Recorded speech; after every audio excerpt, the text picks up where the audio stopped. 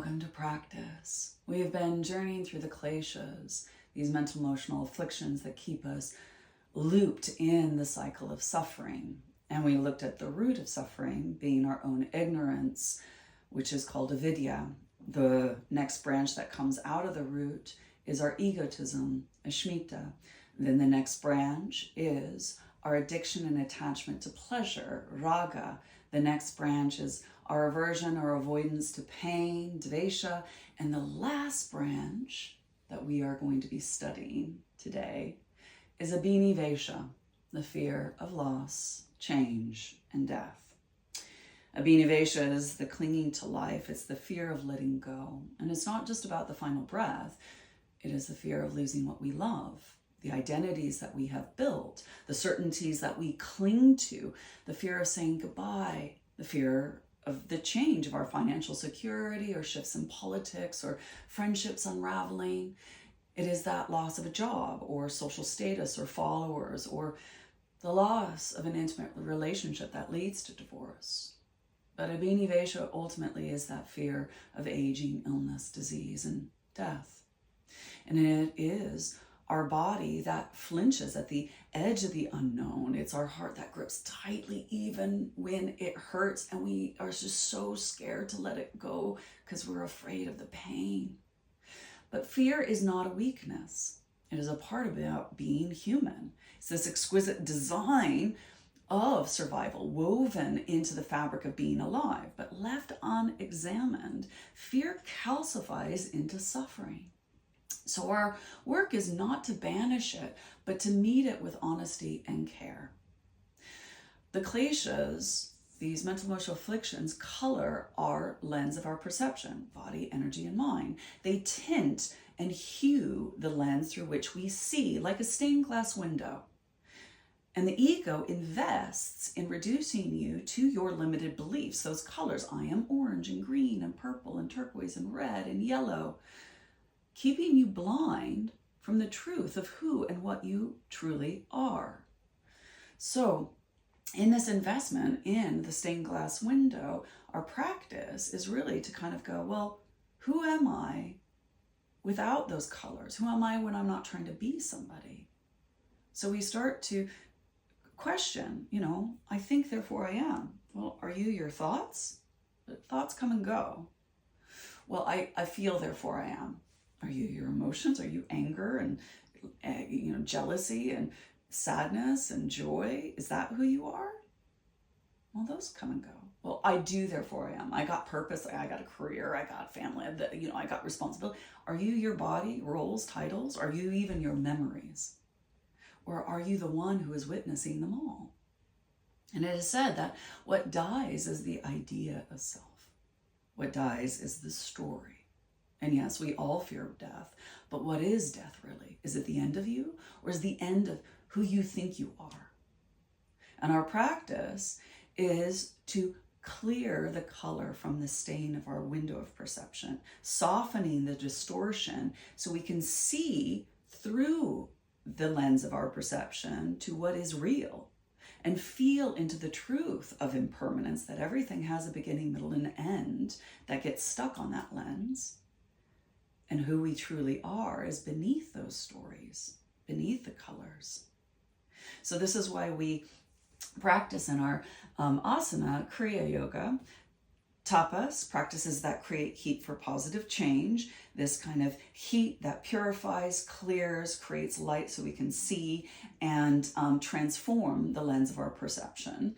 And then as we do Svadhyaya, that self-study, we start to understand, we are not our body, we are not our emotions, we are not our thoughts, we are not our memories. And we start to self-study in understanding the self.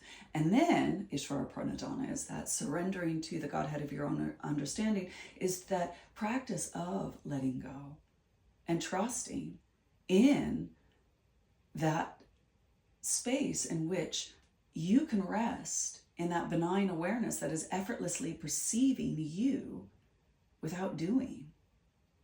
And in that letting go, you open to the truth of reality, the truth of not just who you are, but what you are. So in that goal of self-realization, of the reason why we're practicing yoga, I want you to contemplate something that we usually avoid.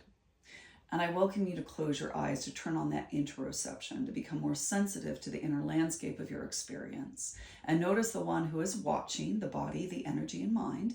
And notice how you react and what colors and what shapes and what ideas or opinions or concepts arise. Notice the kleshas coming up. So we're trying to awaken and create more vidya, more self-knowledge, so we're not in ignorance. But notice the egotism, notice your attachment to, your life, notice your aversion to death, and notice this kind of inevitable change of this unwanted experience. That, imagine you've been given a prognosis and you have 4 weeks left to live. Let that sit. You have 4 weeks left to live. Notice how you react in your body, energy, and mind. What arises in your body? Where does your energy go? What thoughts are swirling? Where do you project to? In the past, the future, or are you paralyzed in the present? Who do you see? Where do you grip?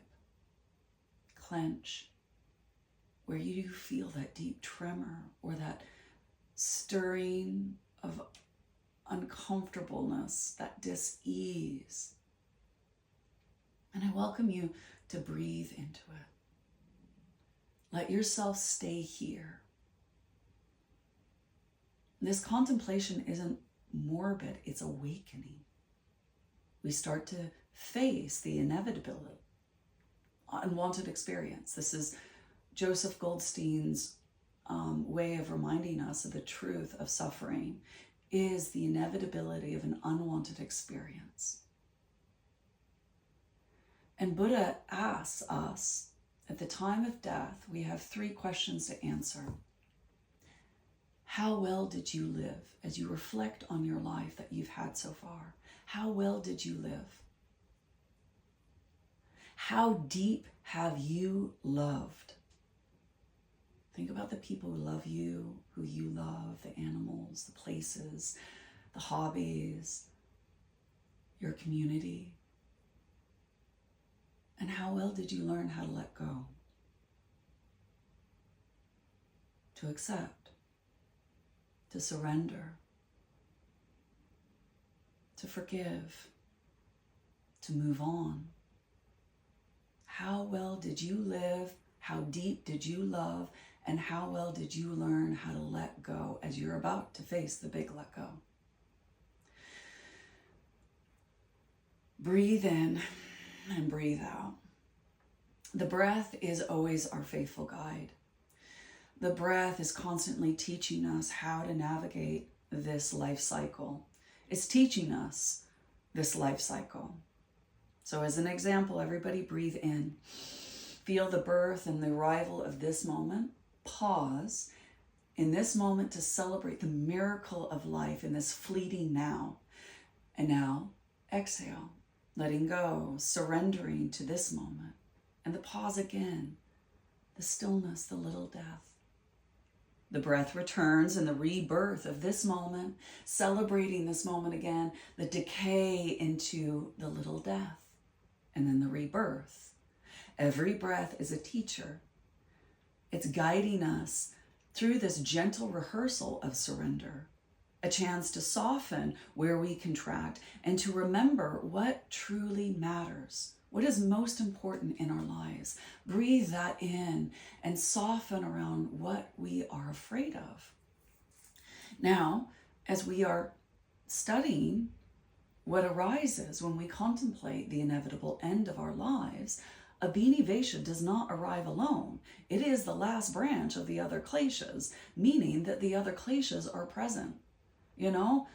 Our aversion to death. Oh God, I don't want to experience pain. Our attachment to our lives. I got so much to live for. I love living and I love experiencing and I love eating and smelling and going and doing this and getting hugs and cuddles and blah, blah, blah. I don't want to let this go. And the ego reinforces this. No, this is me, mine, and I. I don't want to let this go. And then we just create this huge stained glass window of suffering. So we welcome all as teachers, all these kleshas as teachers, reject none. And they show us where we still grip, where we still hide from change. So when we are practicing, we're not trying to eliminate fear, but to meet it, to hold it close, to feel its texture, to trace its origin down into the root of what root system is getting pulled, and to receive its teachings. We welcome our shadow side and we say, I see you. What are you trying to teach me? So I ask again, as you close your eyes, contemplating your inevitable end, where do you feel that clench? What are you holding on to? Who are you holding on to? And what might it feel like to let go, even just a little? Freedom isn't about escaping death. It's about fully being here, loving, learning, and letting go. That a parigraha of non-possessiveness, of just open hand, open heart, open mind, and letting things unfold as they should. And remembering what you truly are cannot die. That Satchitananda, the existence of that joyful consciousness, having the human experience you, that essence of you, your true nature, that has been there from the moment of conception, birth, as you grew to this moment, that will help lead you forward as you walk into the future of your life, and will be there in the transition of death. Form dissolves, but awareness remains. And Abhinivesha teaches us freedom is not in the absence of death, but the presence of love in the face of it. And that liberation lies in not escaping loss, but embracing life just as it is, fragile, fleeting, and utterly divine. So we bow to this moment. We bow to the mystery of it all. We breathe into it, practicing, celebrating this gift called life, letting it flourish within us, and then watching the inevitable decay to the little death. This precious, one wild, impermanent life. How can we hold it with an open heart, open mind? We practice this on our mat so we can then practice in our real life of how to celebrate it, how to really awaken to the gift of consciousness having the human experience us. And remember what is most important, what matters to us most, and to really prioritize that, and to live as if we have 4 weeks, and to learn how to embrace Abhinivesha and free ourselves from the roots of suffering. So I welcome you to practice.